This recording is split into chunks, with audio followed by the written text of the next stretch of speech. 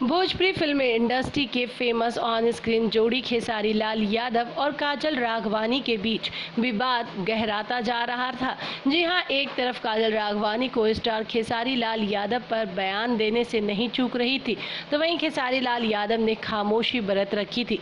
दोनों के बीच जारी विवाद के बीच खेसारी लाल यादव का नया गाना भी वायरल हुआ। इस गाने में भोजपुरी स्टार खेसारी लाल यादव ने काजल के जाने के कारण अपना अफसोस बताया है और साथ ही अपने दुख को जताया है।